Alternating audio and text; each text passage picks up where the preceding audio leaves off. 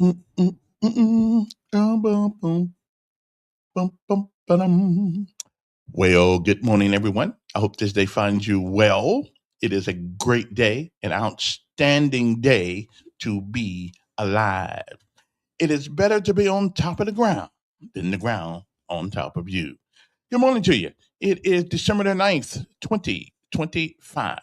It is a day that has never been, and it is a day, believe it or not, that won't ever be again. It is a once in a lifetime deal.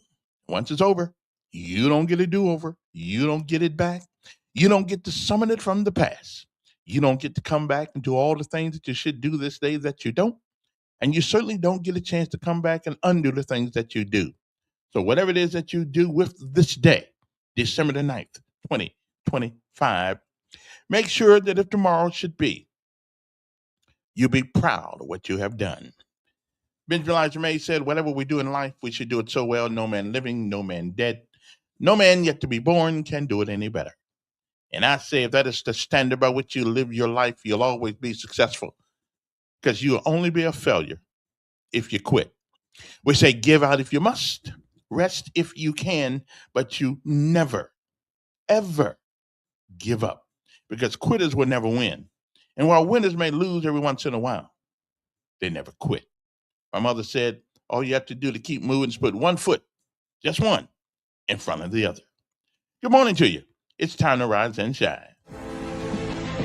We change the world and history right here where we're from.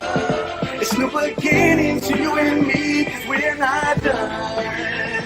In our city, in our city, in our city, we're not done.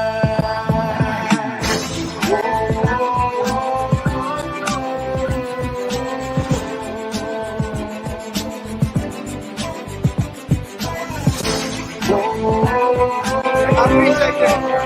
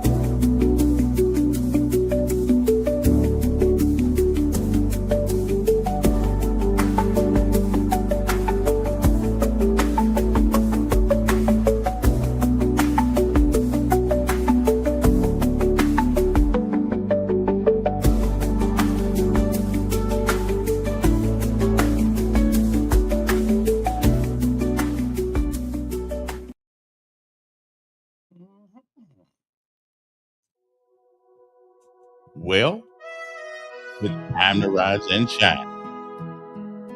One more day above the ground, and the ground, of course, is not above you. Good morning to you. Again, it is the 9th day of December. It is time to rise and shine because our time, it is time for our daily bread. I forgot to put my daily bread sign up there. I know I was in a hurry to do so. Anyway, good morning to you.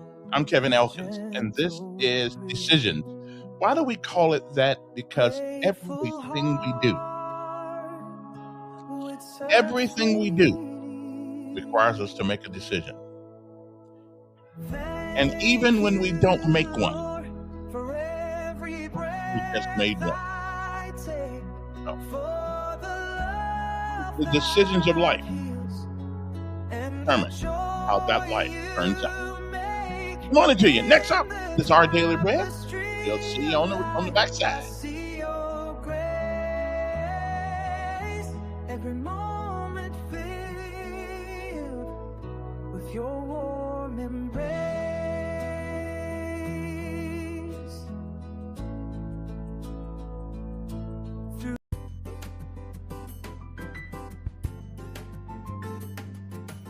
Hello, thanks for joining us for Our Daily Bread. Your host is Les Lamborn. Do you thank God for His indescribable gift? A Giving Competition is the title of today's meditation, written by Ann Cetus. A television commercial I enjoy at Christmas time shows two neighbors in a friendly competition with each other to see who can spread the most Christmas cheer. Each keeps an eye on the other as he decorates his house and trees with lights. Then each upgrades his own property to look better than the others. They then start competing over who can give the most extravagantly to other neighbors, running around, cheerfully sharing gifts. God's people aren't in a competition to see who can give the most, but we are called to be ready to give, willing to share. The Apostle Paul instructed the church at Corinth in 2 Corinthians chapter 9, verse 7, "Let each one give as he purposes in his heart, not grudgingly or of necessity, for God loves a cheerful giver." At Christmas time, as we share gifts with others, we remember the generosity of God toward us. He gave us His Son. Ray Stedman said, "Jesus set aside His riches and entered into His creation in a state of poverty in order to enrich us all by His grace." No gift-giving could ever compete with the Lord's extravagance. We thank God for the indescribable gift of Jesus. 2 Corinthians chapter 9, verses 6 through 15 describes the real cause for giving. And I'll read from 2 Corinthians chapter 9, verses 6 through 15. "But this I say, he who sows sparingly will also reap sparingly, and he who sows bountifully will also reap bountifully. So let each one give as he purposes in his heart, not grudgingly or of necessity, for God loves a cheerful giver. And God is able to make all grace abound toward you, that you, always having all sufficiency in all things, may have an abundance for every good work. As it is written, He has dispersed abroad, He has given to the poor, His righteousness endures forever. Now may He who supplies seed to the sower and bread for food supply and multiply the seed you have sown and increase the fruits of your righteousness, while you are enriched in everything for all liberality, which causes thanksgiving through us to God. For the administration of this service not only supplies the needs of the saints, but also is abounding through many thanksgivings to God, while through the proof of this ministry they glorify God for the obedience of your confession to the gospel of Christ, and for your liberal sharing with them and all men, and by their prayer for you, who long for you because of the exceeding grace of God in you. Thanks be to God for His indescribable gift." Father, as Christmas draws near, we thank you for the reminder of your indescribable gift of the Lord Jesus to all mankind, that through His death, burial, and resurrection, that we might receive Christ as our Savior from sin. Thank you, Father. In Jesus' name we pray. Amen. And as you think about today's meditation, remember, no gift is greater than the gift of Christ Himself.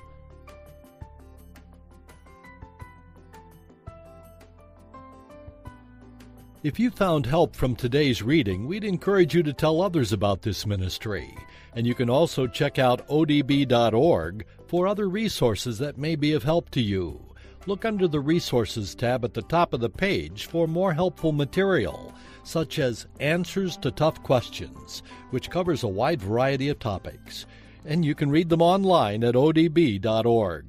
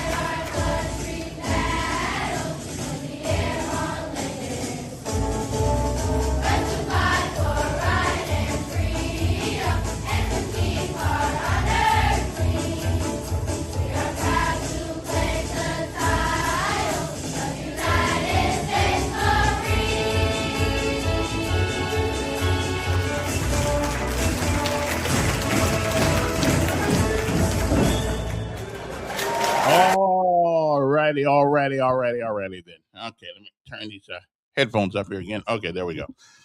Okay, sometimes I can't even hear out of these things. Anyway, all right, turn that down so I can see myself there. There you go. Okay, wait, down a little bit there.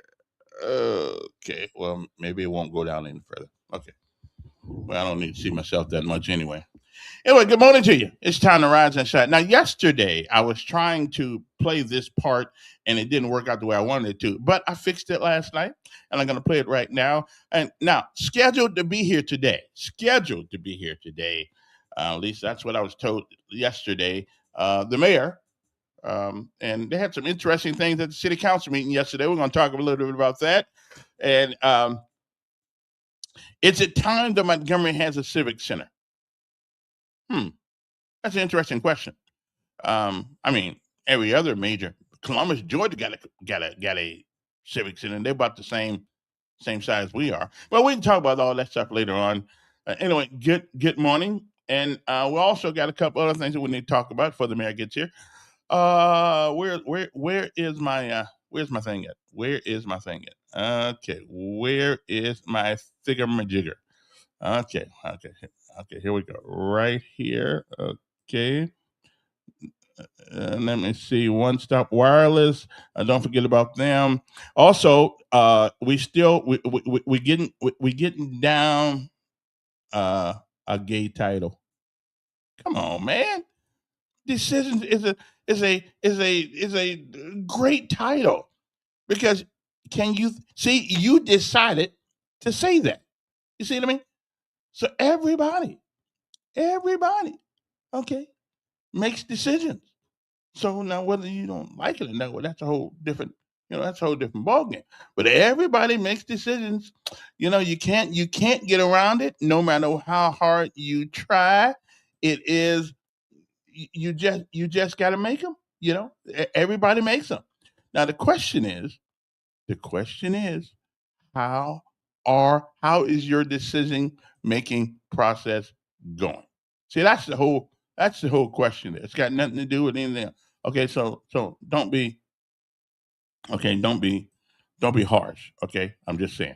Just like, give me a little more. Give me a couple of moments here to to wake up. Okay, it's like you're making that other decision. It's like you're okay. You got to explain that one to me. You probably talking about my decision not to put money in my 401 in my 401k that I didn't know what it was. That's the dumbest thing I've ever done. Okay, it's up there. Okay, I just put it this way. It's up there. Okay, with some of the dumbest decisions ever made. I mean, I really thought that 401ks were for management and rich people, especially white people.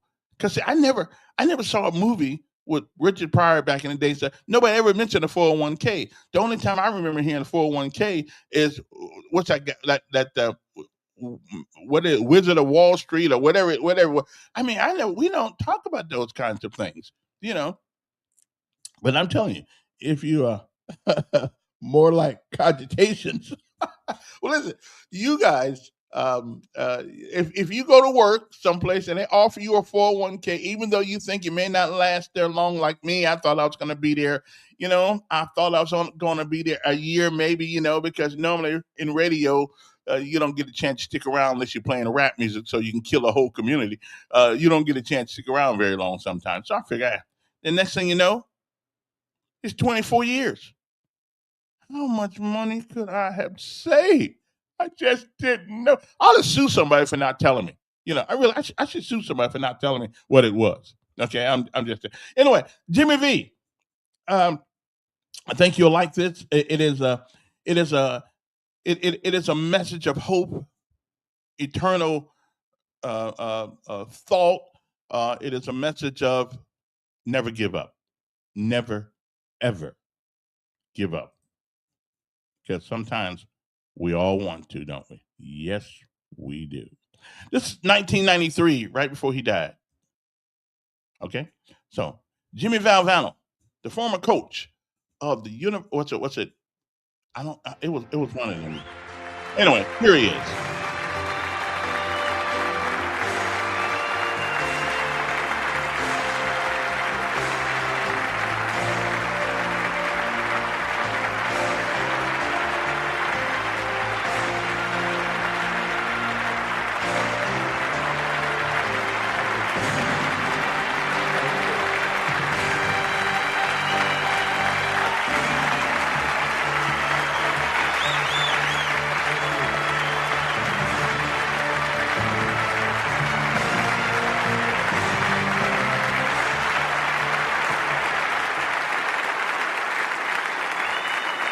Thank you.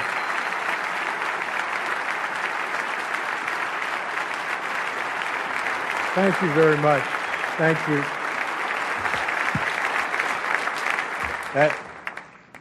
That's the lowest I've ever seen Dick Vitale since the owner of the Detroit Pistons called him in and told him he should go into broadcasting. Right? I can't tell you what an honor it is to even be mentioned in the same breath with an Arthur Ashe. This is something I certainly will treasure forever. But as was said on the tape, I don't have one of those things going to cue cards, so I'm going to speak longer than anybody else has spoken tonight. That's the way it goes. Time is very precious to me. I don't know how much I have left, and I have some things that I would like to say. Hopefully, at the end, I'll have something that will be important to other people, too. But I can't help it. Now when I'm fighting cancer, everybody knows that. And people ask me all the time about how you go through your life and how's your day. And nothing has changed for me. As Dick said, I'm a very emotional, passionate man. I can't help it. That's being the son of Rocco and Angelina Valvano. That just comes with the territory, right? We hug, we kiss, we love. And when people say to me, how do you get through life or each day, it's the same thing. To me, there are three things we all should do every day. If we do this every day of our life, you're going to have, what a wonderful, number one is laugh. You should laugh every day. Number two is think. You should spend some time in thought. And number three is you should have your emotions moved to tears. Could be happiness or joy. But think about it. If you laugh, you think, and you cry, that's a full day. That's a heck of a day. You do that 7 days a week, you're going to have something special. And so, I can't help. I rode on the plane up today with Mike Krzyzewski, my good friend and a wonderful coach, but people don't realize he's a 10 times better person than he is a coach, and we know he's a great coach. He's meant a lot to me in these last 5 or 6 months of my battle. But when I look at Mike, I think we competed against each other as players. I coached against him for 15 years, and I always have to think about what's important in life is to think, to me, of three things: where you started, where you are, and where you're going to be. Those are the three things that I try and do every day. And, you know, when I think about getting up and giving a speech, I can't help it. I have to remember the first speech I ever gave. I was coaching at Rutgers University. That was my first job. That's wonderful. And I was the freshman coach. That's when freshmen played on freshman teams. And I was so fired up about my first job. I see Lou Holtz, Coach Holtz here. What was it like the first job you had, right? The very first time you stood in the locker room to give a pep talk. That's a special place, the locker room, for a coach to give a talk. So my idol as a coach was Vince Lombardi. And I read this book called Commitment to Excellence by Vince Lombardi. And in the book, Lombardi talked about the first time he spoke before his Green Bay Packer team in the locker room. They were perennial losers.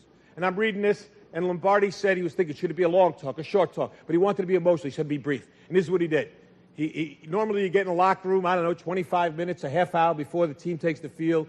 You do your little X and O's, and then you give the great Newt Rockne talk. We all do. Speech number 84. You pull them right out. You get ready. Get your squad ready. This is the first one I ever gave. And I read this thing, Lombardi, what he said was he didn't go in.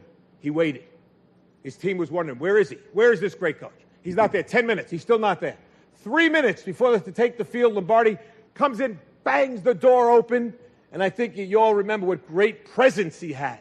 Right? Great presence. And he walked in, and he just walked back and forth like this, just staring at the players.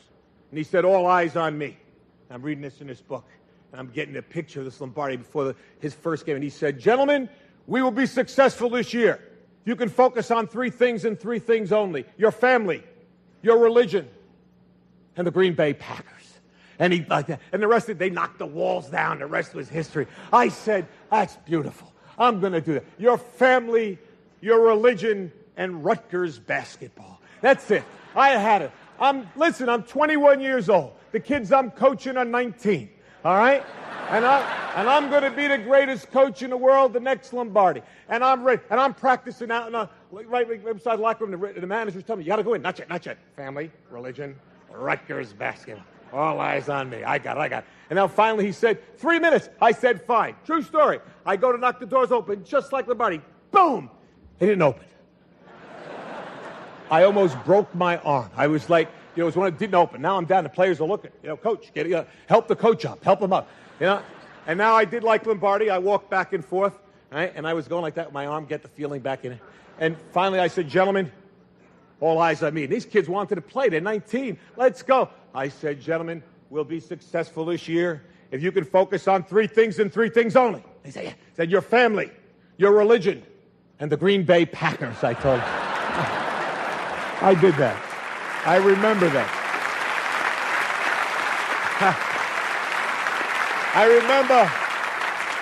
I remember where I came from. It's so important to know where you are. And I know where I am right now. How do you go from where you are to where you want to be? And I think you have to have an enthusiasm for life. You have to have a dream, a goal, and you have to be willing to work for it.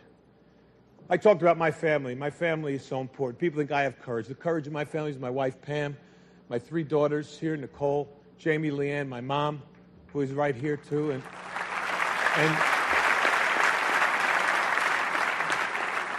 that screen is flashing up there 30 seconds, like I care about that screen right now, huh? I got tumors all over my body. I'm worried about some guy in the back going 30 seconds, huh? You got a lot. Hey, phenomenal, buddy. You got a lot.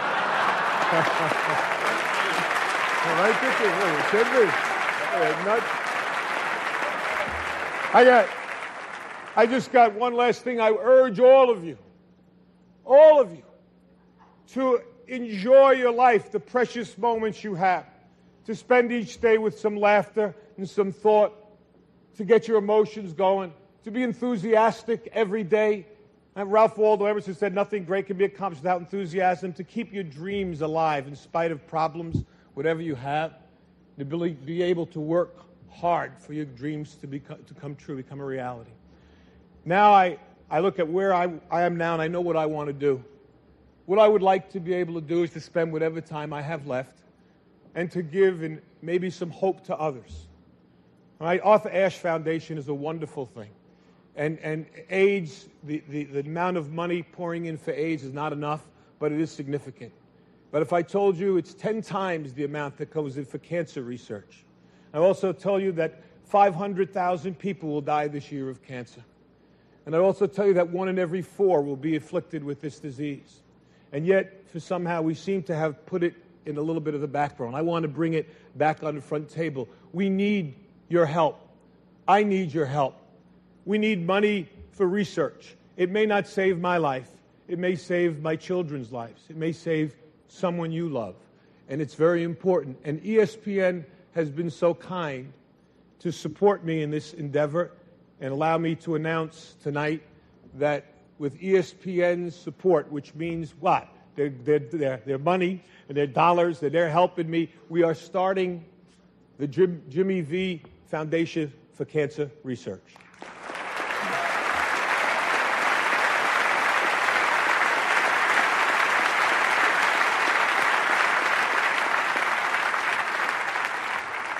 And its motto is, don't give up, don't ever give up. And that's what I'm going to try to do. Every minute that I have left, I will thank God for the day and the moment I have. And if you see me, smile and maybe give me a hug, because that's important to me too. But try, if you can, to support, whether it's AIDS or the Cancer Foundation, so that someone else might survive, might prosper, and might actually be cured of this dreaded disease. I can't thank ESPN enough for allowing this to happen, and I'm going to work as hard as I can, for cancer research, and hopefully maybe we'll have some cures and some breakthroughs. And I'd like to think I'm going to fight my brains out to be back here again next year for the Arthur Ashe recipient. I want to give it next year.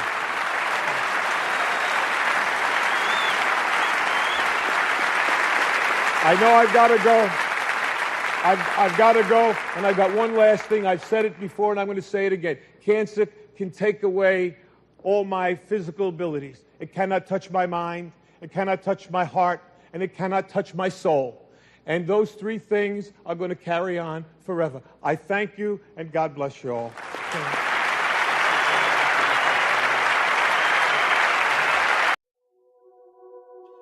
Jimmy Valvano. Encourage you to try to be a little stronger, try to believe a little harder. More importantly, never, ever give up. Because quitters will never win. And winners lose every once in a while, but they don't ever quit. I didn't know that was 93. Wow. Jimmy's been gone a long time. Is that the scariest 6-letter word in the English language? Cancer. CANCER. It is the scariest word. I have a sister that died a few years ago, of that dreaded disease, breast cancer. And I got to tell you, I don't look at the pink. I don't look at the pink things anymore the same way I used to. I used to just look at them and say, okay. It's amazing. It is an inconvenience when your neighbor has a problem. It is a tragedy when you have it. So, and things about tragedies, they make you look at life a little bit differently. But yeah, I look at those pink ribbons a whole lot different than I ever have in my life, and just it's that I think that's the only time. It's the only thing that has made a grown man cry. It is just, uh, and there's nothing to do. And the thing about it is that you have people that you care about that get sick and things like, and you realize there's absolutely nothing you can do but pray. You do realize that. I mean, just nothing you can do. It still breaks my heart today. So let me get off of it. Anyway, so I said I wasn't ever going back to South Bend, but she made a liar out of me. I went back. And I even drove back, believe it or not, after about 10, 15 years of not getting on the freeway. I actually drove back home, and I took a picture. I got a little movie. I made a little movie when I hit South Bend, and I went out to hey, let me get you a joke, and I get on something serious here. I got home, right? Okay, it was 2020 during the height of the COVID thing. So I'm driving up the road. I'm wondering where I'm going to stay because everybody's got all these interstate mask regulations and all that stuff, and I didn't have the mask on me and all that stuff, and so I'm going home, and I get to South Bend, and I find me a hotel, and I said, well, I'm gonna stay here for the night, and then next day I get up, and guess where I head out to? The first place I head out to. Where do you think I head to? I head out to my sister's house first place. Then after that, I went out to the University of Notre Dame, but I was so unfamiliar with South Bend, having been gone for a long, long time. My nephew had to drive me around, but I went out to the University of Notre Dame. Okay, I went out there. I used to sleep out when I used to run away from home all the time. I used to sleep underneath the steps at the University of Notre Dame. I had problems coming up. I got problems. Matter of fact, my mother should have named me Problem because I had plenty of. But anyway, so I used to go out there. But I went home and I went out to the University of Notre Dame. And this is how you know you've been in Alabama too long. So I'm sitting on the bench by the plaque about Ara Parsegian and Newt Rockney, right? So I'm sitting out there and I'm sitting on the bench and said, okay, just thinking about life and the journeys I have been through and along with other people. But for some reason, I pulled a pen out of my jacket, and on the University of Notre Dame, right next to Newt Rockney, I wrote these words: ROLLTIDE.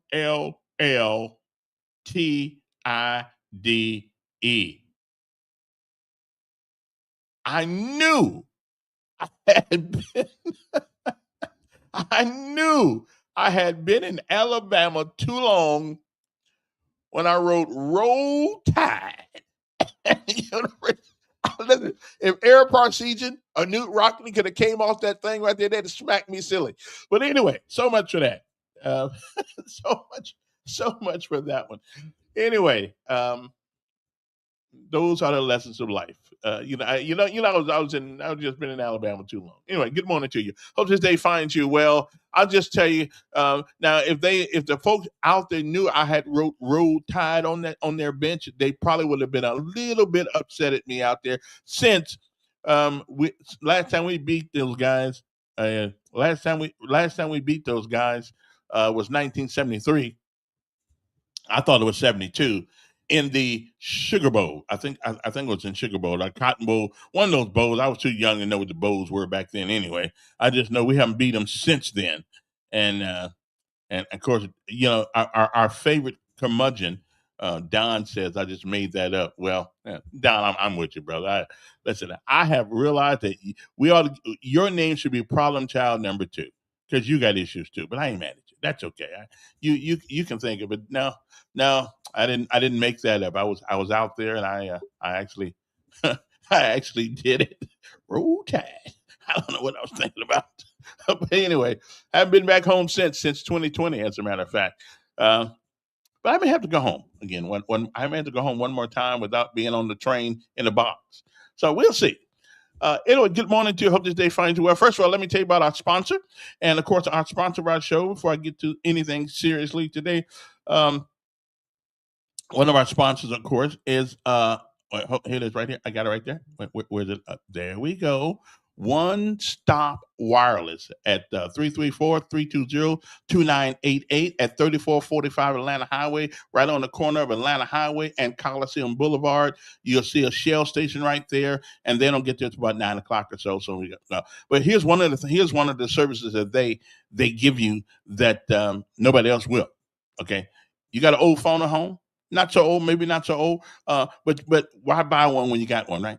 They can, no matter who it was on, there's a 95% chance that she can turn your phone on for you. Okay, no matter who it was with before, she can turn it on for you. That way, at least it saves you the expense of buying another cell phone. Okay, so it's called One Stop Wireless, and they got programs where you can $25 a month.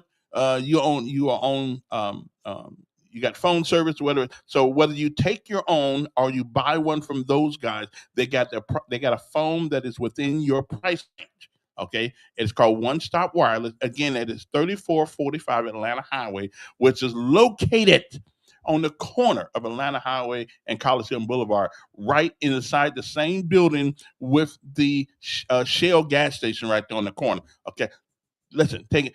It's Christmas time is coming. We got to save money. No sense in buying another phone if you don't need one. When they can take yours and turn it back on for you anyway. Okay, so why buy one?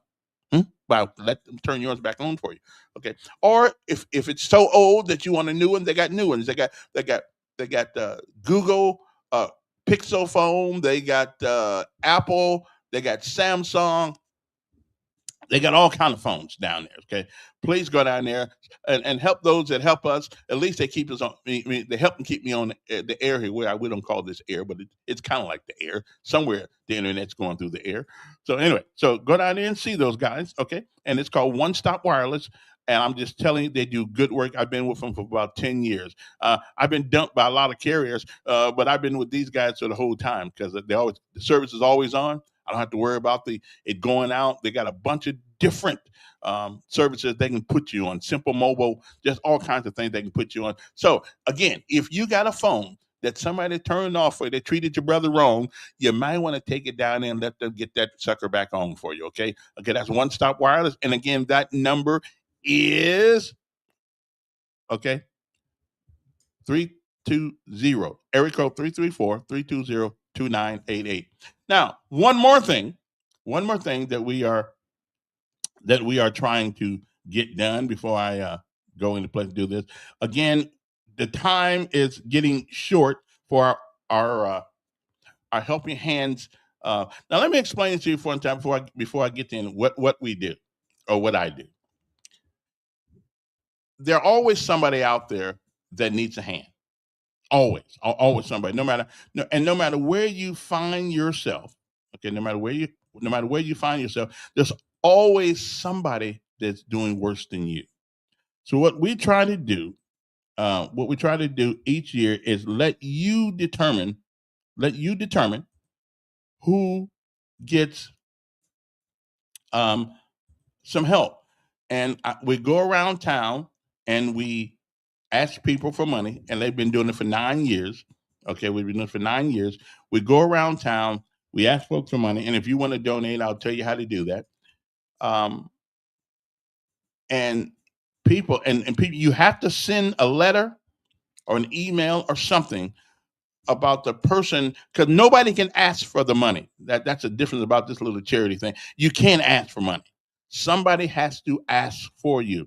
Somebody has to know that you need a hand. So what we do is we take the money, okay, put it all together in the bank. And if you ever want to go to Service First Bank on any Service First Bank, you can put money in there directly. And what we do is we try to give people, at least the ones we know about. Can't help everybody, but our motto is you can't help everybody, but you can certainly help somebody. And so what we do is we take the money and we divide it up, but we try to give people at least $500, and one person out of the whole thing would get $1,000.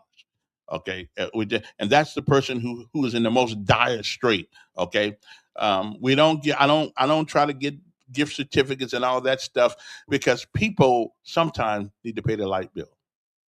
Okay, older people especially need to pay their light bill, and they'll never ask for help. They never will. I've gone to people's homes where their heat was off. They didn't have heat. They didn't have anything. Okay, somebody. This is a way for you to help people, even if you cannot help them. We put a whole lot of little things together, and we try to make it a lot and help somebody. Okay, so if you know somebody, and you got till the 15th to get whatever letter in that you want to bring it to. You can send a letter, and it's let me see. I'll give you the address here. YANCEY. Okay. So now. So there we go, right there. You to it. What's that say? Yeah. Okay. APT1. That's what it is right there. Okay. So we try to do that. And we've been doing it we have been doing it successful. Now, the deal is, though, you cannot tell people, if you send me a letter, you cannot tell people that you did it because we may not get the money. And if we don't get all the money we need, then all we do then is we disappoint people who's already a little bit disappointed. So what we do, how we can do it, is dependent upon you guys, whether or not you want to give us. You can go to, there are many ways you can help us. You can go to, oh yeah, well, they already gave us, we'll get to that in a couple minutes. So what you do, so here are the ways that you can give, okay, to Helping Hands. One, you can go to GoFundMe, and you can find or you can click on this link right here that on my Facebook page, GoFundMe and Helping Hand Good Neighbor Award, or you can just go there by yourself. Award 2025. We'll take anything. If you can help us, at least minimum, we like at least $20. If you can do that, we appreciate that. If you are a Venmo person, you can send it through Venmo at Kevin-Elkins-21. You can do it that way, or you can go Cash App, and you can put in this number right here, 334-241-9998, and you'll see my smiling face, and any amount will do. Okay, we just asked for $20. I mean, it just so if you would help us out. And a couple of days, me and Randy Robinson, a friend of mine, we go out and we surprise people at their house 3 days before Christmas. Maybe this year be around the 22nd, 23rd, and 4th. Yeah, around 22nd. We show up at their house, and we present them with the money that you have trusted in us, in me, to give to them. Okay, and it can be heartbreaking sometimes, and it can be overwhelming sometimes that people are you never know. As we ride down the streets of Montgomery, and I use this example all the time. The city kept finding the guy because his grass wasn't cut. You know, they just put a new ding on his door. His grass wasn't cut, and so they said, well, well, come to find out, nobody ever knocked on the door. Nobody ever knocked on the door to see why his grass was not cut. He had cancer, and he couldn't cut the grass. So the city just keeps dinging him and dinging him and dinging him, and nobody. And I guess his neighbors didn't really check on him either. You never know what's going on in people's life. You never know. And every once in a while, I'm just saying, every once in a while, it don't hurt to knock on the door, you know, and see what's going on with your neighbor. That's why we call them neighbors. I'm just saying. So anyway, so that's what we do, and we try to do it for 9 years. We've been doing it like this way. It's hard. It seemed to be a little harder this year than it's ever been because I was on the radio then, but we can actually reach more people here. So if you will, if you can give us, and we film it. We actually film when we do it. We don't make you just believe my word for it. We actually film our interactions with the people for the ones who want us to. Now there's some who don't want us to film them, and I have to respect that because they don't want people to know that they whatever are in a bad way or anything like that. So um, so as you notice, for 9 years I've been doing it, and I'm still driving an old car. Okay, so I don't take your money and go buy a new car, or I don't drink, smoke, don't joke with it. No, God looks at all the things we do, and I realize that. So what we try to do is do the right thing. I just happen to be, and this is from you guys. That's why it's called a Good Neighbor Award. It is the neighbors. It is you, me, and everybody else that understands people. And since I don't have the time to go around to make sure everybody is legitimate, that's why I let you guys put in the people. Okay, but on if it's not here by the 15th, though, the letter, whatever the case may be, you want to be considered. Okay, so make sure, or you can always text me. You can't text me the information, but if you need the address or anything like, you can always text me at that number right there, 241-9998, and I'll send you a reply back. Okay, this is something though that I'm telling you, ladies and gentlemen, there are people out there that you don't have a clue that walk around like nothing's wrong, and there are lots of things wrong in people. And right now with Alabama Power, I know they're going to freeze the light bill for a while, right? After then screwed us already long enough. I mean, one year they took it up three times. So I'm not impressed that Alabama Power decided, well, let's stop screwing them now. Okay, I'm not even I don't even care about them. They just you got old people out here you got old people out here with barely making any money, and they taking the light bill up 3 times in 1 year. Okay, they're the most profitable utility company in America almost, and yet and still they had $9 billion this year in not in debt, not in earnings, in profit. Okay, so Alabama Power is not doing us any favor. Okay, they're not. They're what they need to do is give everybody 1 month free. That's what they need to do. Anyway, so Helping Hands, the Helping Hands Good Neighbor Award, and I'm let me, I'll remind you of this, and then I'll be done with this. Luke 12:48 says, "For everyone for whom much is given, from him much will be required." And that's out of you and me and everybody else. Okay, I just thought I'd let you know that. Anyway, good morning to you. Hope this day finds you well. I know it takes a while to explain all this stuff. I know, but I got it. I got to do it because people, curmudgeon. Um, you got evil people in the world. Evil people who won't do anything for anybody that I know of. Now he may be. Hey, who knows? He may be taking care of the kids next door. I don't know. But why do you try to damage somebody else from being helped? I don't have a clue. I'm doing okay. Me and curmudgeon getting a couple government checks. See, we've been blessed, old enough to get Social Security and VA. So we sit around. I mean, I ain't gonna be outside, but I ain't exactly gonna be able to buy that Tahoe I want either. So I'm gonna leave that one alone. I want me a Tahoe so bad, but I just can't afford it. But I love them Tahoes. And then I've been looking at that Cadillac. Oh man, that's a good looking car. But I can't afford that one either. But that's okay. Can't take it with me anyway. So hey, why even worry about it? But so that's what we do. That's what we do.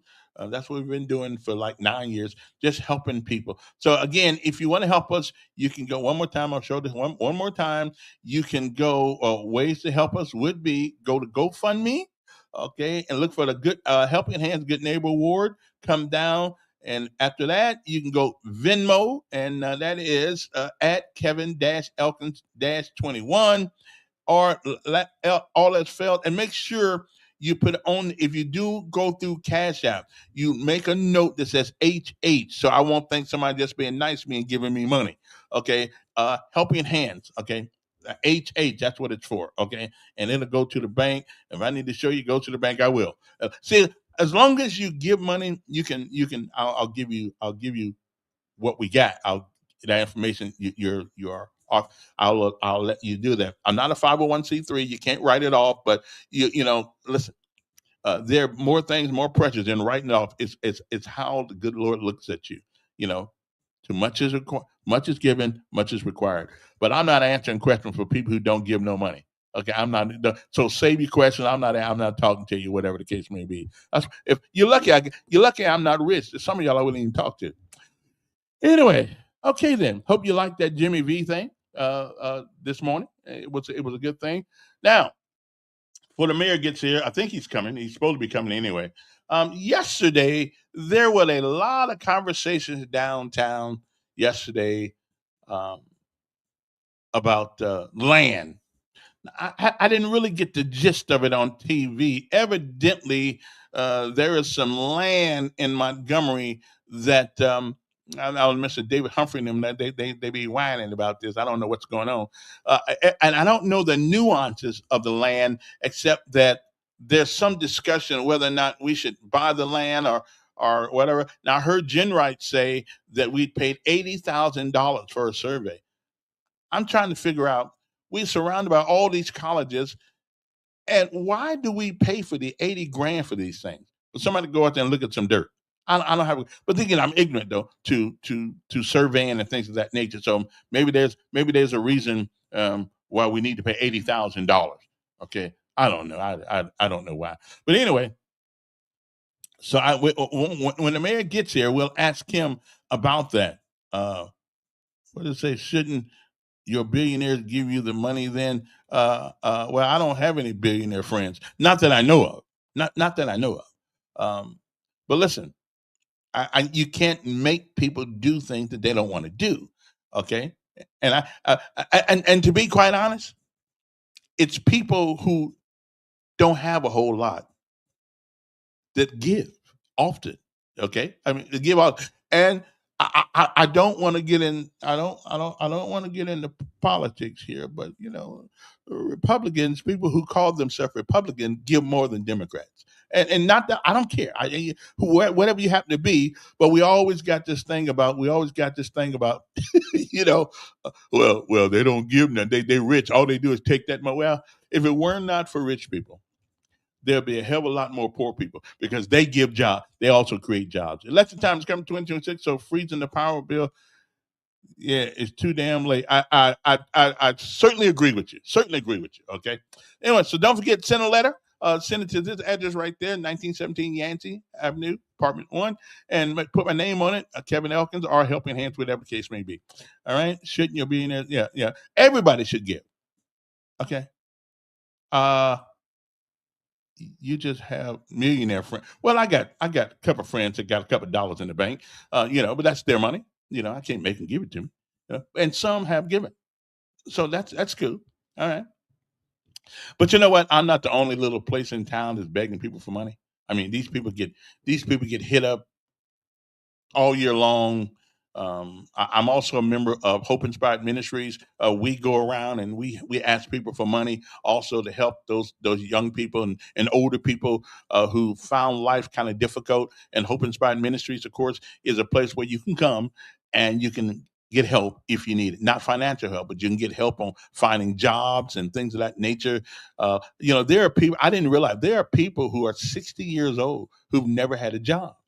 And you ask them, what did you do? I hustled. Ladies and gentlemen, you can't put that on a resume. You cannot put "I hustle" on a resume. You just can't do it. Yeah, because what does that hustling consist of? We need to start teaching our kids how to get jobs. Okay, because you can't say my job experience is I hustle. Okay, and people like that, when they start getting older, then you can't get a job. So therefore, that is why Hope Inspired Ministries, which is located 135 Coliseum Boulevard, which is why John Bowman, he used to be Assistant Chief of Police, that's why those guys went into business for this, because they seen what we don't see. Okay, they've seen what we don't see. So that's what we do. It's 8 o'clock. I'm hoping the mayor shows up, but if he don't, we'll keep on moving here. Okay, we'll keep on going. So there are things that we can talk about. Okay, one of the things that we want to talk about, it's above your pay grade to question survey prices. Well, it's not above my pay grade, but it probably is above my knowledge base. That's true, because I don't really know what a survey is or anyway. I guess it determines what the land is good for use. The boundaries of the land, things of that nature. I mean, I don't know what it's above my pay grade. Yeah, it is above my pay grade. I don't know anything about surveys. I know one thing though: $80,000 to look at some dirt. That's a pretty good paycheck. Okay, I'm just saying. I mean, I'm just saying. But I don't see the mayor showing up. He may show up in a little bit here. I'm not. He's only going to be here for about a half hour anyway. But anyway, moving right along. The other day, there's been some. I heard the mayor the other day on someplace where Roscoe's show or somebody's show, saying that crime is down. Now I'm going in the last 2 years. Now, I'm going to give him some slack on this. In 2023, Montgomery had 75 homicides. In 2024, we had 61. As of December the 1st, we've had 59. Now, I can't argue with his message that the murders have gone down, unless you happen to be one of the people who have been murdered. But here's what has not happened that needs to happen. The numerical figures of people murdered has gone down, but the culture of crime seems to be persistent, and it seems to keep coming up. Is that a problem because we don't have enough policemen? But the mayor also keeps telling us the other day that he's got 1,000 people. Okay, it's 1,000 people who want to be policemen. So can we get them checked out already? Another thing, isn't it time we stop dogging people about smoking marijuana? 10 years ago, whatever the case may be. Okay, everybody smoked that stuff. As a matter of fact, yesterday I'm coming down the street and I'm smoking some, and I didn't even have it in the car. All I know is it was coming through my car. I mean, how in the hell can you smoke that much marijuana when it comes through my car? I can't stop driving and air out the car, so I'm smoking it too. Everybody, there's probably going to be marijuana in everybody's blood system, because you got to smell this crap and you got to ingest this junk when you're right on the freeway, right in the city of Montgomery. Who's smoking that much dope that you're going down Atlanta Highway and you're going to get high? I mean, that's a lot of dope. I mean, I can't believe it. So maybe we should let those guys, as long as they ain't smoking while they on duty. Can we just get some of those guys, and at least they know who's smoking the dope, and they can help us get some of them people out there. Okay, I'm just saying. Now, and also convention center. Now, at first, when I heard about the convention center, I told myself, why we need a convention center? Why can't we just use the Coliseum? But the Coliseum is not a good place. I mean, that's why they got cows and cowboys and cow patties and all the other kind of stuff when they bring the rodeo on the town, right? They set it in and cow poop all over the place. So now we don't want that as a convention center. But it may be time. Columbus has got one. I think Jackson, Mississippi. I think to me it's probably onto something here, because we could bring more people to town. Maybe get to see a couple of celebrities every once in a while coming into Montgomery for the convention. I'm just saying we might. So it may be time. My understanding, one of the reasons why we didn't want to help the hospital is because we were putting money back to build a convention center. I'm all for it. I think it will bring in conventions. It will bring. I mean, listen. Can we bring somebody to town besides looking at how terrible white people were in 1963? That's all I'm asking. Can we bring somebody into town to feel the warmth and the love that the Alabamians have for each other nowadays? Okay, I mean, so yeah, let bring a convention center. Maybe somebody can just come to town. I mean, now I'm seeing that EGI is partnering with some of our schools. Okay, and again, whatever. Yeah, whatever. These kids need to see some hard time because they certainly haven't seen any since the '90s. These kids having a great time, but okay, I'm just gonna leave EGI alone. I, I I will say one thing about EGI about their presentation though. I will say one thing about it. It is done in a classy way because I wouldn't go for 2 years over there because I just didn't want to see any more horror stories about what Mr. White Man did to the poor black people, and they did it. They did. I just didn't need to see. I'm gonna do what my mom told me to do a long time ago. She said, "Don't hate people, the white people." She said, "Don't trust them."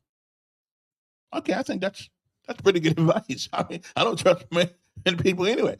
But to linger on in the past, I just don't. To live back there with all the advantages of being an American citizen has given us.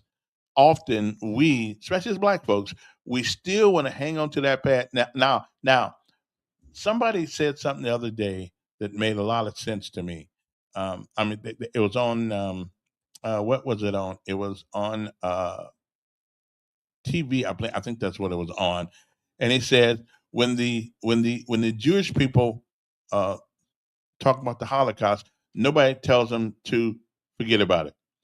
Um, and that's true. That's true. And I'm not saying forget about this. When the Indians whine about what happened to um, um, at Bull Run and other places, I got you. I feel you. I feel you. I got, yeah. Okay, I understand. But here's the big difference in my mind. Here is the difference between what happened to them and what happened to black people in America. Here's the big difference. Everybody that I before mentioned has seen to come up with a plan to empower themselves because of those things. They've empowered themselves. I mean, who owns a gas station around here? Who owns a gas station around here? Who owns the mom and pop stores around here? Okay, uh, my Spanish friends come to town, open up a big old a store where Mr. Calhoun used to be. We open up store. So can somebody tell me what black folks own? What business what business we're in? Does anybody know? I mean, okay, we got a mechanic shop here or there. Okay, that's cool. But I'm talking about what business do we own?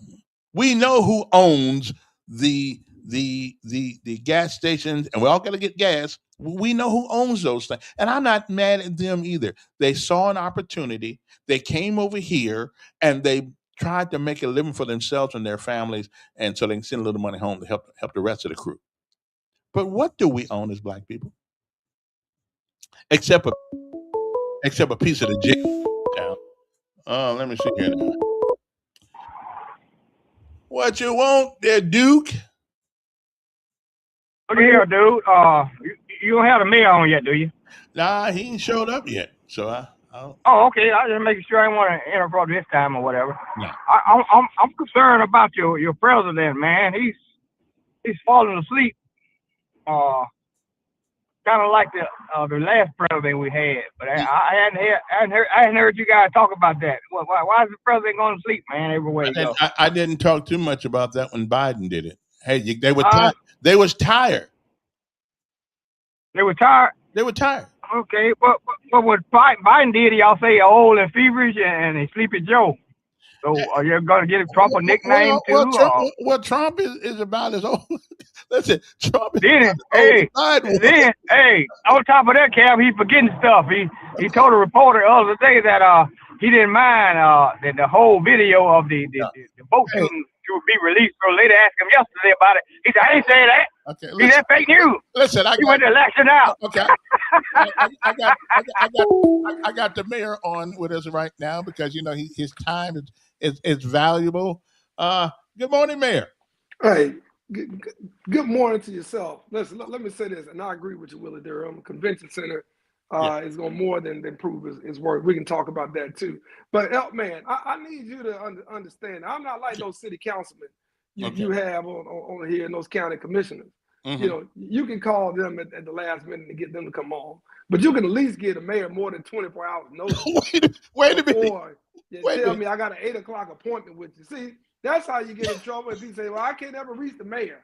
Or the mayor here. Well, if you give me more than 24 hours notice, Okay, then well, look, we can put you on the schedule, and I'm not coming from a workout where I'm trying to work out some of my Thanksgiving turkey.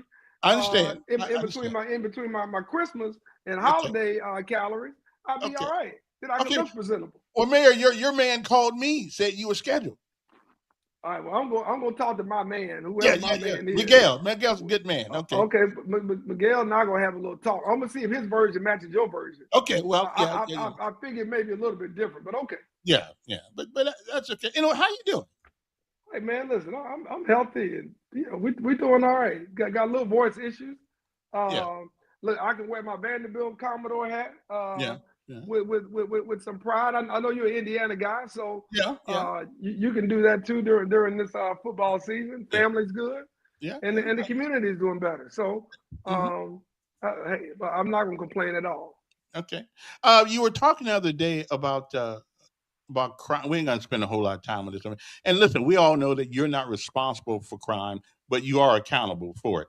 And you were right in one of your statements. You said we better off than we were 2 years ago. We are. We in 2023 we had 75 homicides. 2024 we had 61, and 2025 as of right now we've had about 59. So the numbers do seem to be going down, but the culture of crime, it doesn't. It seems to be getting worse, not better. And we can't blame you for that.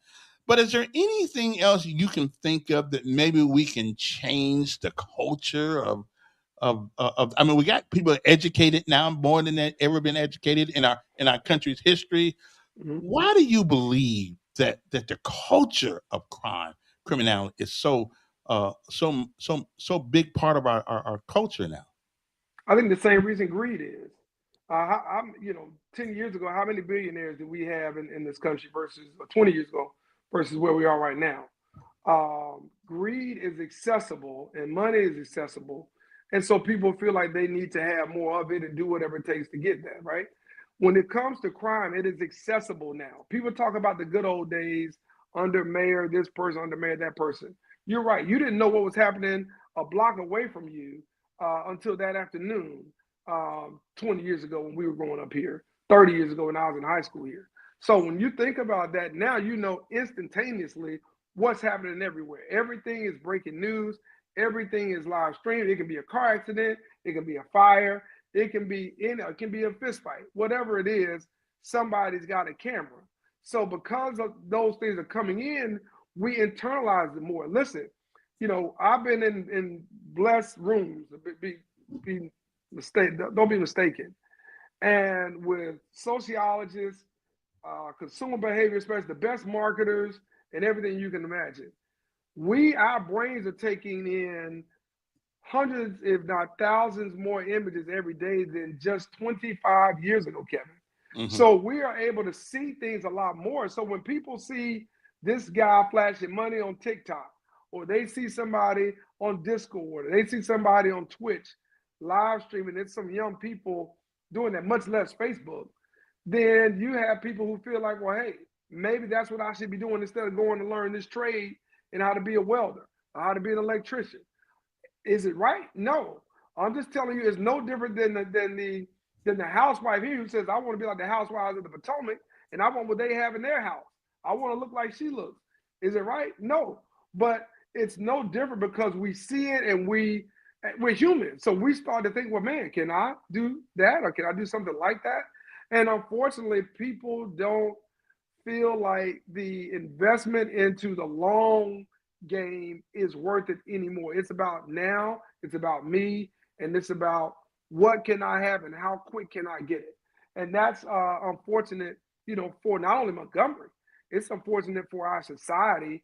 And I think the way to try to combat that is to continue to try to teach character, to try to teach, integrity, to try to teach the things that, used to say were common sense. And then to make sure that people see, hey, I know some young guys who have started a company who are using their talent to be a YouTube influencer in the right way. They aren't out here showing money and showing their cars or whatever, showing long guns in their posts. They're showing you how to be a stock trader at an age when I wish I'd known about stocks. Mm-hmm. So you got to show them the alternative and hope that over time that starts to kind of sink in with some people who right now see a lot of negative imagery and see a lot of imagery and hear a lot of language about what's bad and who's making it bad, but yet maybe who in their community is seen as a top dog because of the crime that they're doing. Mm-hmm. Okay, let's get to the Jen Wright last night at the city council at the meeting yesterday was saying something about $80,000 for a survey that I guess we've already paid for. What's that all about? I mean, what do these surveys? That's a lot of money. What these surveys about? Well, Kevin, listen, it's about research. I'll be talking to you probably at the top of the year about another survey about the community that we're going to do that we're just kind of in the beginning stages on, but excuse me, sorry about that. The research is really a market study of which we have one from 2023 that was done by a firm that really shows where our strengths as a community are and where our weaknesses are. We benchmarked about 10 similar sized cities, Little Rock, Baton Rouge, Birmingham, of course, some of the city, of course, all our state major cities, Savannah, some other places. And we kind of looked at the community to determine whether or not expanding the convention center and bringing in the capacity for a downtown arena was worthwhile investment. We have the answer to that, and that answer is yes. What this study will show that Councilman Jen Wright was talking about, it's a more updated economic study. Where are we in terms of median household income? Where are we in terms of age? You mentioned education. Where are we in terms of military experience? What do people want in this city? We know what we hear anecdotally on social media, but what are they willing to tell an independent research firm that's going to come and tell us at the city and the Chamber of Commerce what it is the city really is looking for? Again, going off of what we had about 2 years ago, maybe a little bit more than 2 years ago now, we're at the end of 2025, we've gotten some information that showed that, convention center, additional convention center space was needed. The additional ROI, return on investment, let me help you out there, Kevin, is ultimately about $75 to $100 million per year on the economy. So you take a percentage of that and you bring that in our general fund, it more than pays for itself through sales taxes, lodging taxes, and alcohol and beverage tax. And guess what? Those are taxes from people who don't live here in Montgomery. Those are people who are coming in as visitors to spend money in Montgomery, in the River region. Listen, some of that money is going to go to Prattville. Some of that money is going to go to Pike Road. Some of that money is going to go to Millbrook and Wetumpka. Some of that money is going to go to Greenwood. Some of that money is going to go throughout. But we know that this investment will pay for itself, no different than the convention center did under Mayor Bobby Bright 20 years ago, and no different than the Riverwalk Stadium did under Mayor Bright 20 years ago as well. Yeah. Well, listen, I'm all at first when I first heard about it. Well, but it makes sense. Because if we don't have it here, they're gonna go someplace else. I mean, they're Absolutely. gonna go. Yeah. So that makes sense to me. What we looking at in numbers to build it? I think we're looking at on the low side, $150 million. I think that's low. We're budgeting for more than that. We know that costs are going up. We know that the Trump tariffs are impacting the cost of goods and the cost of labor. We know that things may be in, I don't like to look at things from best case scenario. To be honest, I like to look at them from the worst case scenario. What happens if things go wrong? What am I looking at then? Okay. So they got about 150 million right now. I expect it to be probably closer to 175. Is my thought, and that's what I like But the budget for. yeah, Because we well, want it to be done right. Let me say this: yeah, we do. I don't believe in cheap. Hmm. I believe in doing it right. And if if you're going to do something like this and really get the bang for the buck, you can't cut corners. You cannot cut costs. We've seen cities to try to do that. It's come back to bite them. I've had mayors, I've had city managers, I've had other people come and tell me that, versus the cities that say, you know what, we decided we were going to do it right the first time, and we haven't had the issues, and that's what we're going to do with this. It's too important to the city, but really, Kevin, it's more important to the regional economy. And we talk a lot about Montgomery as if it's Montgomery versus Pike Road or Prattville. Prattville ain't my competition. Pike Road ain't my competition. Wetumpka ain't my competition. None of them are. They all benefit and they all need Montgomery to be strong and healthy. So none of them are my competition. Now, there's some other cities up I-65 that may be my competition. Some other cities, down I-20 that may be, and so forth, and up I-85. But it's not the river region. We're a collective regional economy that has to think like that. And this is a part of that approach to make sure everybody is doing better, 10 years from now, 20 years from now and beyond. Has Montgomery's, and you were born here, so I got here in 91. So has Montgomery's personality in your mind changed? That's a great question, Kevin. Who gave you that question? That's not original. I know somebody gave you that. No, nobody gave it. I've been here since 34 years. It's the personality of Montgomery has changed. I don't know if it's for the good, worse, but there has been a significant change. Okay, you said there has been? Yes. Okay, I would say we're changing. We're evolving. Yes, not as fast as I would like, not as fast as probably most would like. We're getting there. When you look at cities that have changed over the last 25, 30 years, really what has changed a lot of those cities has been outside investment, has been, new jobs and really bringing in new people that say, well, why are you guys doing education this way? Why are you doing public safety this way? Why are you doing public health this way? Why are you doing business this way? Usually it's people kind of coming in and challenging the status quo, if you will, and challenging those of us who have grown kind of accustomed to just how things are. And Montgomery has had some ups and downs with that. Hyundai obviously was major in the mid 2000s in doing that. Now we're kind of we had to hit a little lull there for a little bit in the 2010s, and I think because of our economic growth and investment, we're starting to come out of that. I think our election has brought new leadership and new ideas to the table. It's brought us critics too, and that happens. That comes with it. And that doesn't matter if you're Sandy Stimson in Mobile, or it doesn't matter if you're, Stephen Reed in Montgomery. When you're new, things kind of change. But I think we're changing, and I think some of the investments of the Equal Justice Initiative, led by Brian Stevenson, has been key to that. That tourism has changed, this community tremendously.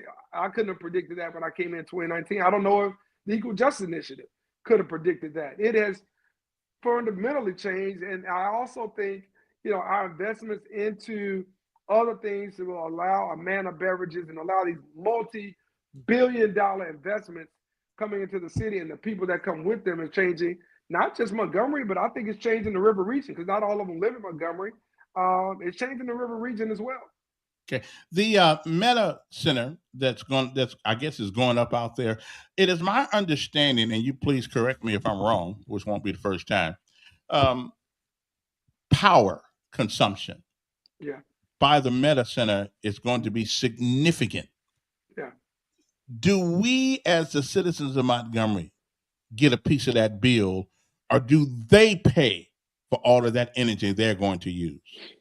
Well, I think it's a little bit of both. So let me tell you how we benefit. All right. So I think we benefit from it from the standpoint of the business licenses, taxes that it brings in. That is why, in part, why we had the largest budget in the city's history.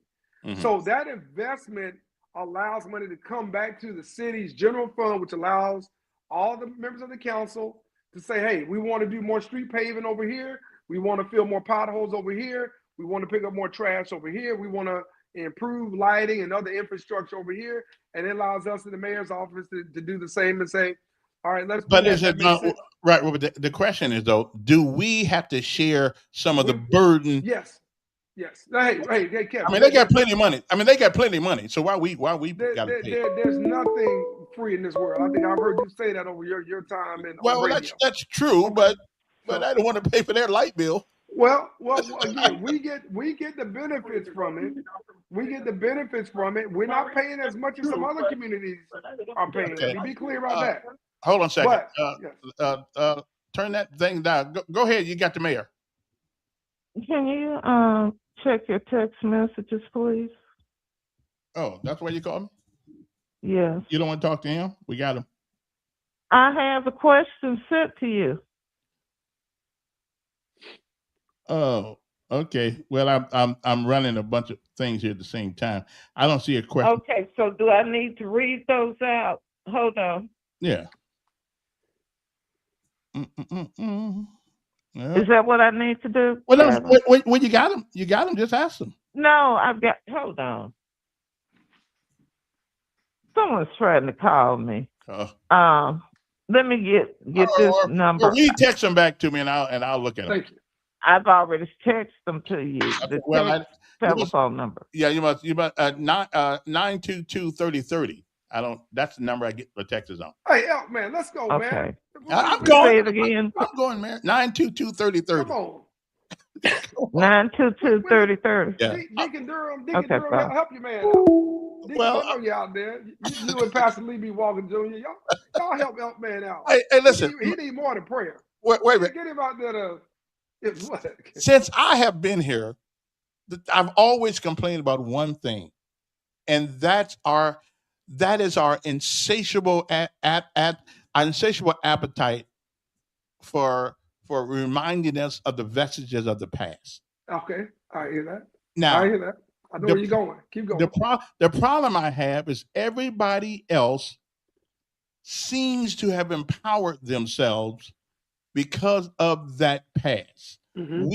We complain a lot about that past, but we haven't gotten any power out of that past. That's not true. Okay, well, tell me. And I'm looking at Montgomery, and I said, well, what do we own? What do Black folks own in Montgomery besides real estate downtown on Ripley Avenue? What do we own? Well, Kevin, come on now. I'm trying to wait for you to clean this up before I say something. Well, I'm just trying to bring people here. And listen, the EJI thing, I didn't go to for 2 years because I didn't need another reminder of what happened years ago. I didn't need another one. I got enough of them. I know what happened. I know what happened to our people, what happened to my mother. Hey, Kevin, let me interrupt. Tell me, why is it so important? So listen, we commemorate the 84th anniversary of Pearl Harbor. Would anybody say that we don't need to be reminded about what happened on December 7th, 1941? You're a veteran. I appreciate you and everybody else that served. Of course we need to be reminded. Current and future generations need to be reminded about the sacrifice that men and women in our military made on that day and what the Japanese did to us and what launched us into World War II. It's important to understand history at all levels, of course, whether you like it or not. Well, not live back there all the time. Not constantly. We're bringing people to this town to see. We're bringing people in this town to see how bad it used to be, and I understand that. But here's the thing, though. It's not that we don't bring them here just to talk about Montgomery. We bring them here to talk about the United States, and so we bring them here to talk about the challenges the pain the nation has had, but also the progress. We don't talk just about the pain. I don't hear much about the progress, but what's that? I don't hear much. There are no monuments to the progress, but there are monuments. Come on now, Kevin. There are monuments to the progress because of the people who we honor, who help change things, they help change the nation, that brought about legislation, policies, and investment that led this country to seeing the best productivity that it's had ever. Now, it is under immense threat. Now, that's the question we ought to be talking about.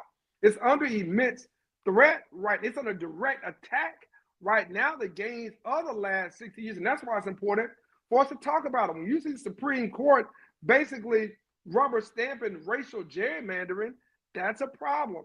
That has the ability to put us back into a post-Reconstruction political environment, which you did not have the amount of Black elected officials that you had. So when people say, well, where's the progress? You're looking at one, direct descendant, Derek Cunningham, direct descendant. I can keep going down the list. Our city council, our elected officials. Now people say, okay, well, you're elected. How does that matter? We put $80 million in Fairview Avenue. Tell me the last mayor who put $80 million in West Montgomery. You can't name them. So there's a difference because of perspective and understanding and being approximate to the community that exists now. But we didn't do 80 million at the expense of East Montgomery. We didn't do that at the expense of business. Let me say this. You said who owns what? Manna Beverages is owned by a very, very influential Black company and firm, right? Junior Bridgman, late Junior Bridgman, was a CEO and founder of that, owned by his family and others. Significant medical place, Dr. Alfred C. Wright, significant businessmen here. Let me see if I can get it. Let me see if I can get it. You think of the doctors and the small business owners, that is signs of the progress. Now, we got a lot of work to do. The amount of investment from our banks into our community, whether it's Liberty Bank, Trustmark Bank, others, Regions, and others, is significant. Let me see what this is. We have a lot of progress. I don't want us to say we're just living in the past. We're commemorating the past, and we're acknowledging where we are in the present and building for the future. Brenda, you're on the phone with the mayor. Brenda.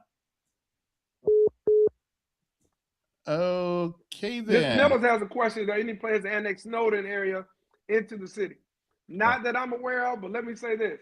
I saw Mobile annex 11,000 people into their city so they can stay over a certain population, so they can be considered a mid-sized city as people kind of moved out. I saw that move. Huntsville is annexing, I think, every hour of every day. I'm not opposed to annexation if it makes sense for the city of Montgomery and the residents. Mr. Nettles. Thank you for that question. Go ahead. What you got for the mayor, Brenda? Okay, hold on. I just got it. Yeah, we're going to keep a list a little bit now. Can you hear me? Can you hear her, Mayor? Yes, I can. Yes. Okay. How successful has conflict resolution been in the city of Montgomery? Not successful as we would like, but I think we have made very, very good progress. I just spoke to the Office of Violence Prevention last night. They had a mental health roundtable. Did a great job last night talking about the importance of acknowledging and treating mental health in our community and how it plays into violence that we see, whether it's domestic related or not. I think we have seen tremendous numbers from non-fatal shooting being reduced to other violent crime being down about, total violent crime being down about 25% year over year. And that's combined with what we were doing last year, which was even lower. We've seen significant drops. Now, we got to get more into the schools.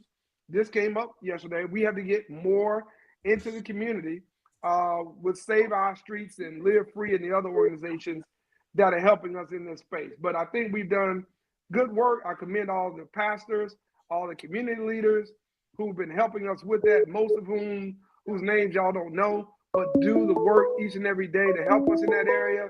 And I think that the city, county, and everybody being on board with that has helped this city improve and will continue to help this city be a safer city and less violent city. So we're going to continue to teach conflict resolution, and I hope we can have additional partnerships to help us with that. Brenda, let me get somebody else. When you guys call, you got to turn down whatever you got in the background. It'll be confusing to you. When the phone starts ringing in your end, you turn down whatever you're listening to. And again, I know we have progressed somewhat in our culture in America. But it does, and you brought up the well, I'll get to that after Willie talks to you. Good morning, First Sergeant. Hey, good morning, Sergeant Elkin. Good morning, Mayor. Good morning, sir. Mayor Reed, can you hear me? Yes, you can. I don't know if you can hear me. But anyway, Mayor, I want to ask if you could address some of the challenges I hear in the community is folks say you're often out of the city. Can you talk about the benefits to the citizens of Montgomery of your traveling and getting best practices and exposure and the Ford Foundation and the networking opportunities that you have by traveling and meeting with your peers and other foundations, how the citizens of Montgomery benefit from that? And also, great job for the 70th anniversary. Thank you. I'll hang up and listen to your response. Yes, sir. Thank you. Hey, let me say this. I haven't been gone as much since January 2025 as I was in January before that time. There's not a whole lot of opportunities for mayors to talk to this administration of any political persuasion as there was under the Biden administration. So, post-COVID, there was a lot of opportunity there. And listen, I'm grateful for it. We couldn't pay for the expertise we've gotten from the Ford Foundation, Bloomberg Philanthropies, Microsoft, Brookings Institute, Harvard, you can't name it. We just couldn't pay for it. Really don't do anything for us locally. I mean, it's philosophical. But Mayor, Kevin, I'm going to say this and don't take this personally. But that's an ignorant statement. Okay. Now, well, let me ask you something. Let me say this. Hold on. Yeah. Hold on. Mm-hmm. Let me answer the question. It's theoretical. So when you don't have money, you have to go to people who have money. True. Right?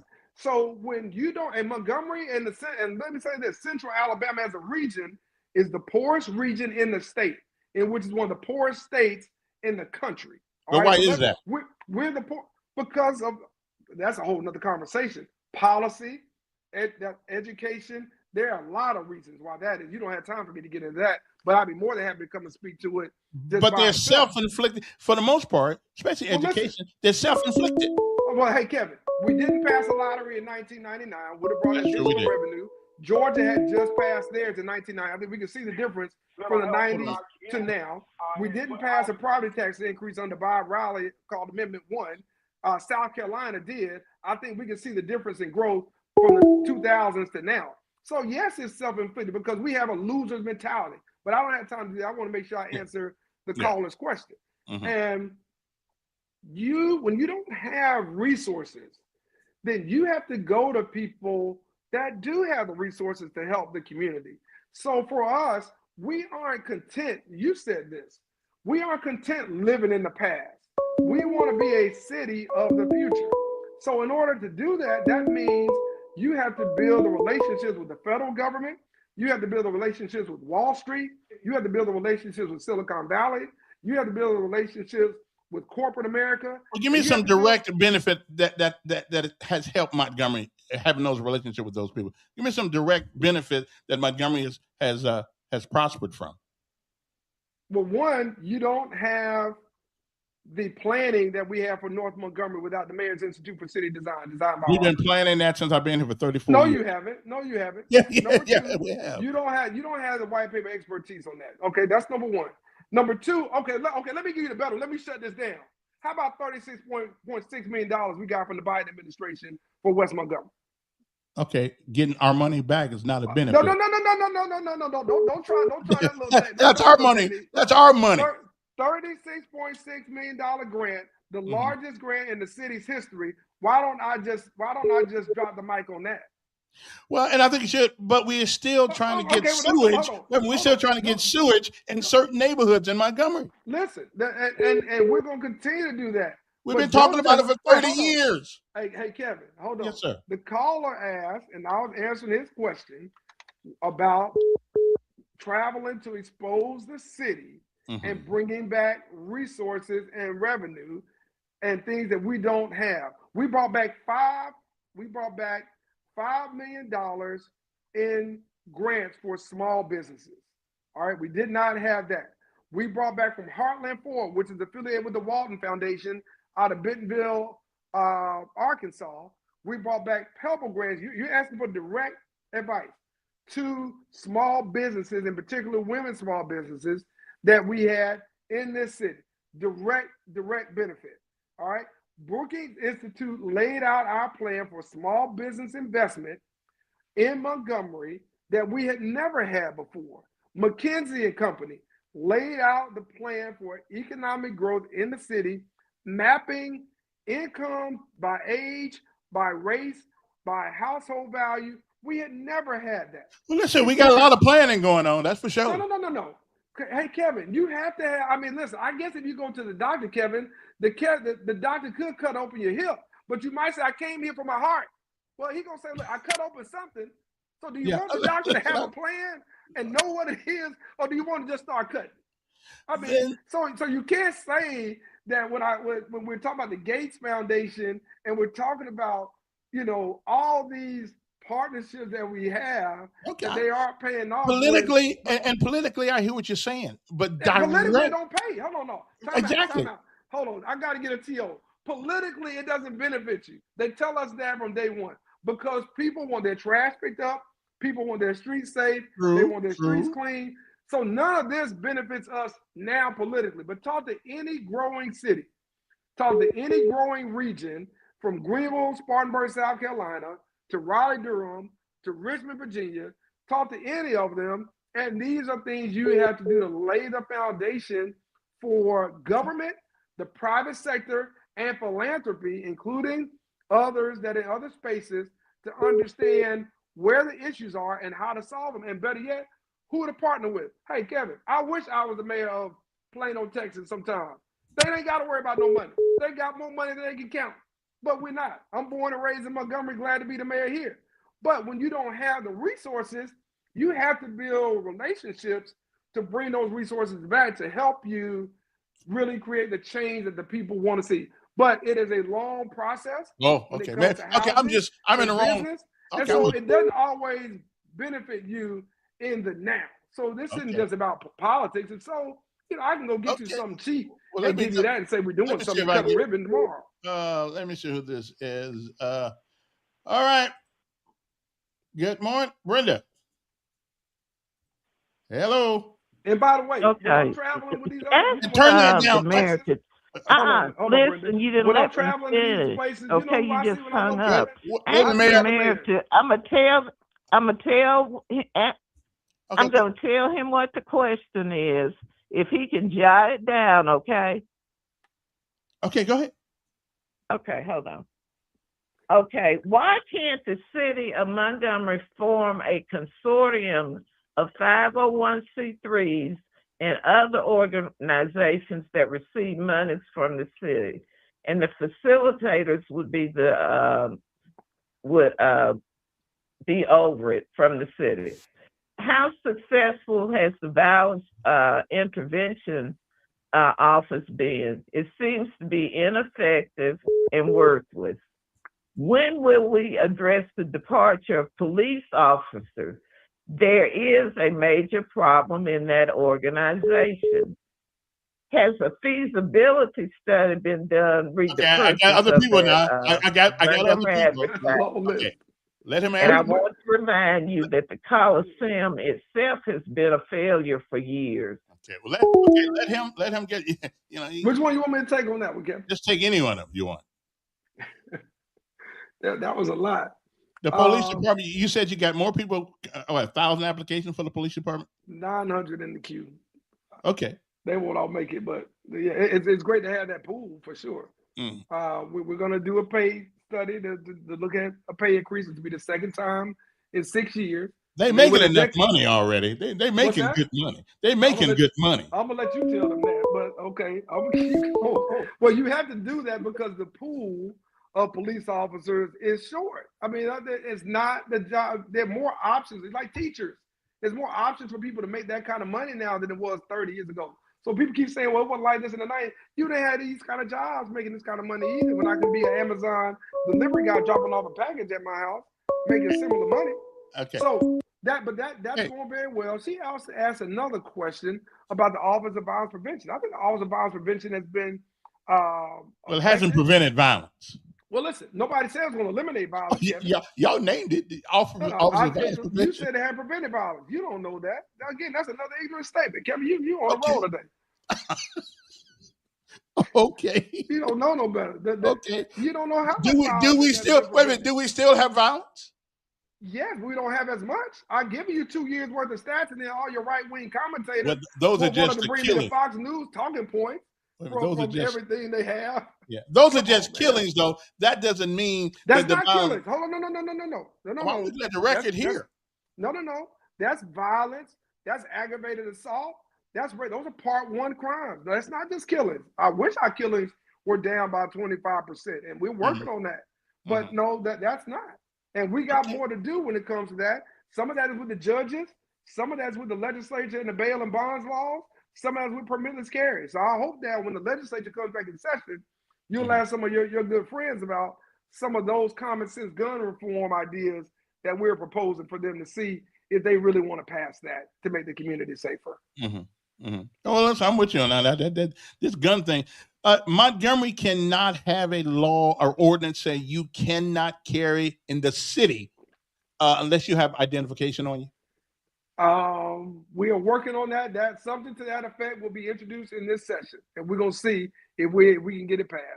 Yeah, I say let the AG take you to court. I mean, this is crazy. All our people getting killed around this place. Kevin, you and I can agree on that. Yeah, which ain't too often. You're right. but you're all right with me. Listen, we don't have a lot of time. I know you're a busy man. He told me you was going to stay for a half hour. Give me a couple of your top 4 things you want to accomplish while you're mayor. Oh man. Well, one, we want to see, those homicides come down significantly, and we aren't there yet. Be the first to say that. We want to do more to prevent the taking of someone's life. I mean, a shooting is bad enough, goodness gracious. But we gotta change the culture of violence in the city. So it's no question that's 1. 2, we've got to improve our educational output. There'll be an announcement later this week that I think moves us in that direction. But we got to improve the education and the various types of education. We got to bring trades and workforce development and skills training and apprenticeships into our schools so that people who don't feel like they're going to college don't feel like they should skip school and just stop coming. We went too far. We overcorrected 25 or so years ago. And it's not just here in Montgomery. The United States overcorrected. And we pulled skills and we pulled trades out. And we had everybody thinking everybody's going to be an intellectual and it was going to be that type of economy. And it is. Well, now you got AI and that's even changing. So we got to make sure our educational output is better because that is a major issue. I wouldn't have said this to you earlier this year, but it's an issue now. We got to address public health in this community. Yeah. We got a major issue with Jackson Hospital. Baptist South and all of our Baptist hospitals are challenging us as well. And then I think the last piece, we got to expand our economy. We got to expand our economy. We got to grow it. We got to grow businesses and we got to grow revenue in the city of Montgomery and in the river region so that people have more jobs and more economic opportunity to have the type of living they want. Those would be my 4. Okay. Don, turn on whatever you got down. Good. You're on the air with the mayor. I have nothing on. Oh, good. Mr. Mayor, how you doing? Hey, I'm doing well, sir. How about you? Can you hear me? I didn't hear that. Yeah, we hear. Yeah, here's. Yeah. I can respond. Why can't they hear me? Remind me what that $36 million was supposed to buy. Wasn't that charging station from here to Selma? Not quite, sir. But it was to improve infrastructure on West Fairview Avenue. It was to improve brownfield remediation and to bring about development. And some of that was charging, some of that was bike lanes, some of that was lighting, some of that was infrastructure that wasn't there. It's still not there.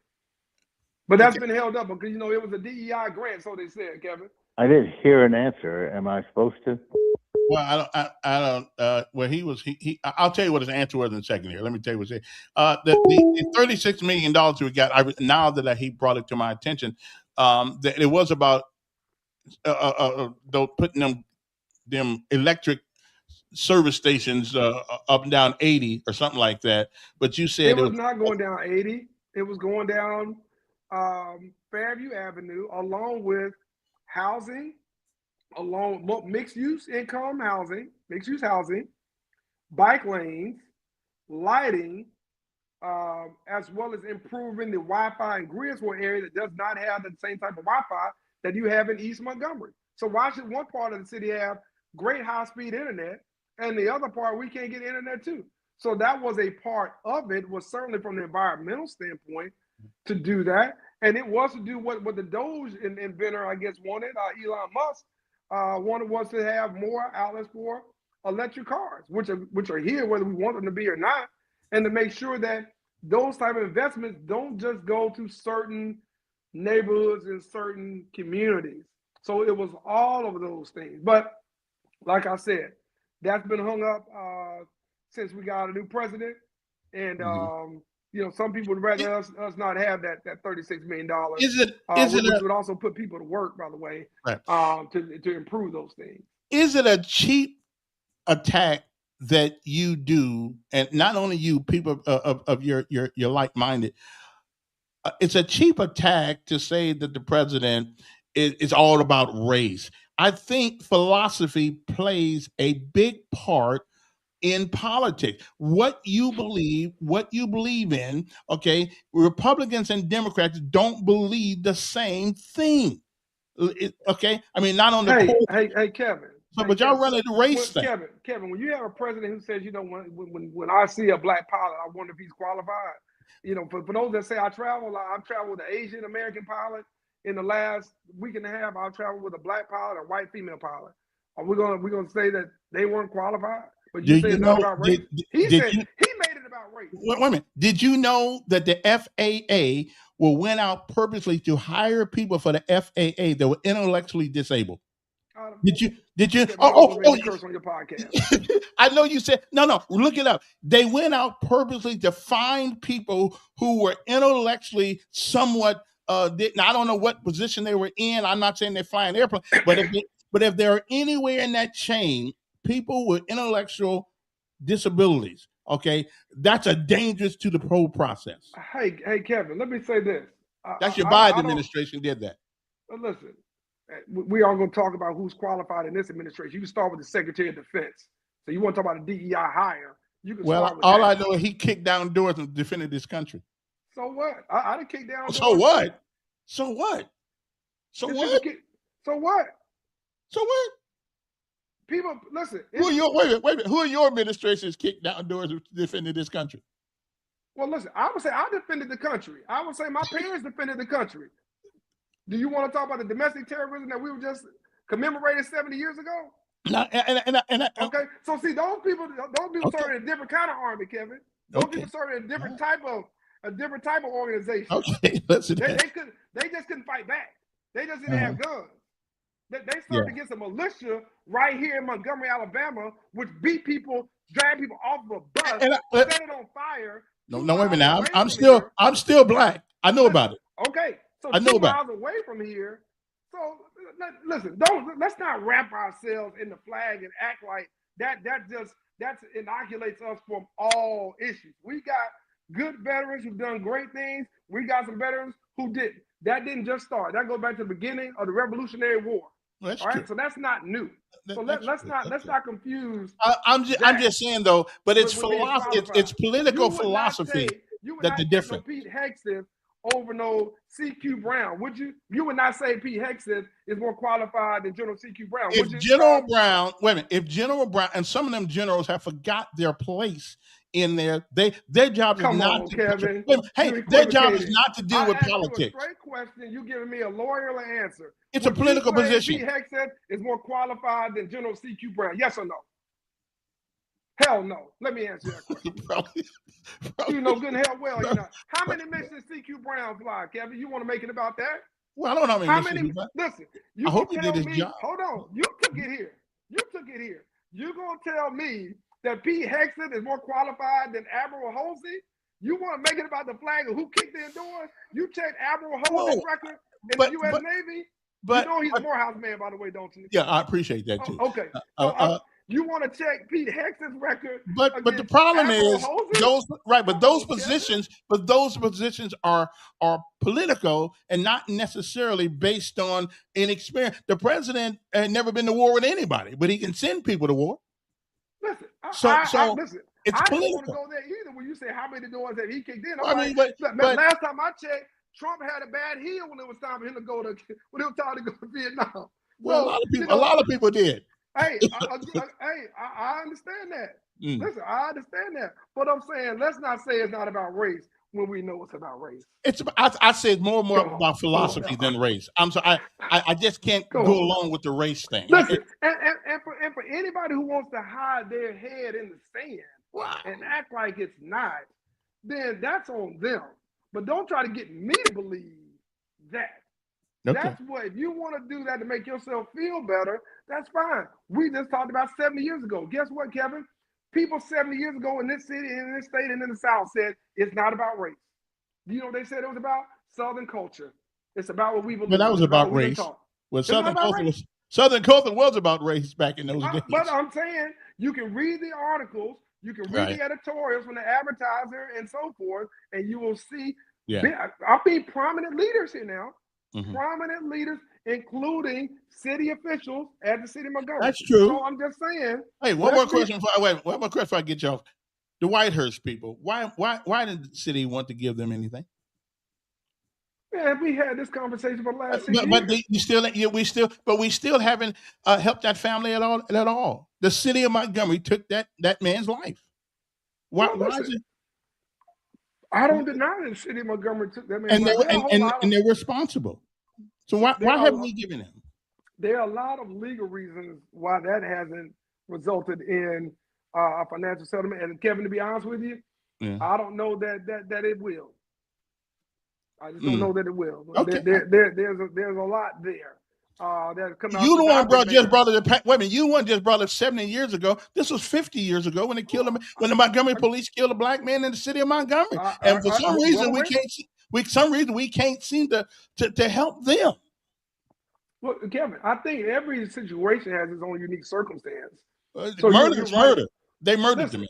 Listen, I think there are a lot of reasons why a crime and a shooting that happened that long ago and others that have happened since then.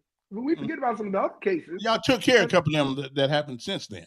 Some that have more extenuated, some that was a little bit more clearer in the case itself and what the facts were, and some that were not. So not everybody has been made whole. Well, when the police get on the police band and say we done shot the wrong nigga, I think that's pretty much a solid case there about racism and murder. Oh, definitely that. We want you to make it happen. We want you to take care of that family. Hey, listen, I want to take care of a lot of families in the city of Montgomery. We do the best we can every day. Okay. Well, hey, but Kevin, listen, to be continued. You know I gotta go. I enjoy this conversation with you, and listen, I totally agree with the deacon who shared his thoughts on MLK Day and Juneteenth, I don't like that. Yeah, I don't like that. It's not about race. It's about philosophy. But listen, hey, my thing is, look, hey Kevin, here's what I would appreciate what you say a little bit better. So when I'm not here, you talking about me later on today and tomorrow. What I'd appreciate you saying is, hey, every administration has the opportunity to appoint whoever they want to appoint, whether they be qualified or not. This would not be the first administration to appoint people who are not qualified like Hexton. It won't be the last. And I'm okay with that. Just say that. Just don't try to tell me that Hexton is more qualified than Well, I listen, I'll give you that one. I'll submit to that. I'll capitulate on that. You talk about missions. You talk about kicking it down. This man has flown everywhere there is to fly.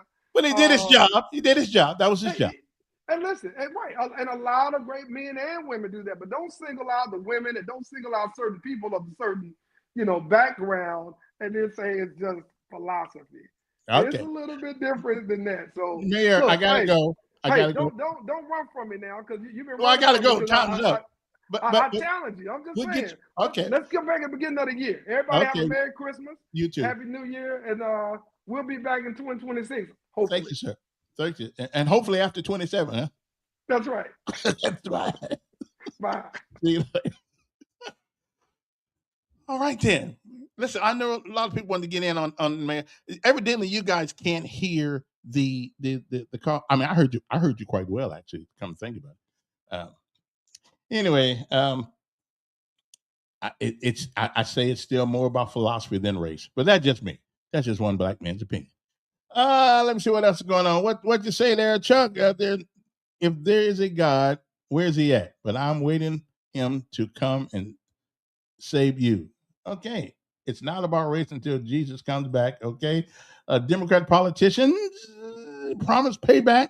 Democrat follower, keep waiting. Amen to that, brother. Amen to that. Listen, I gotta go. I guess I gotta play this show later on today because it was an interesting conversation with the mayor. Let me see, Mayor. Mayor, I can say you have made my day. Okay, then. Maybe I'm just a different cut of the cloth. Being from Indiana, maybe my mentality is not quite as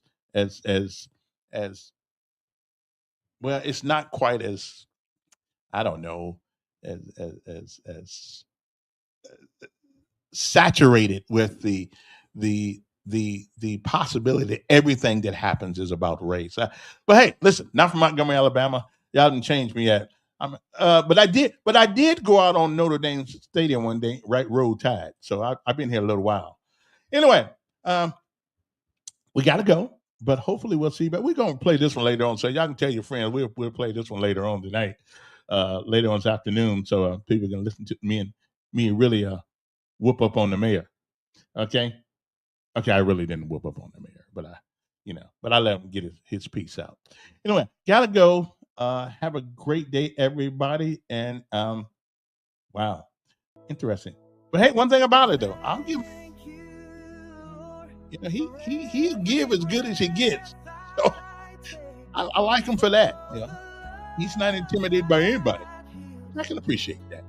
And remember, not the falling down that gives us the strength. It is getting up each and every time we do. Have a great day.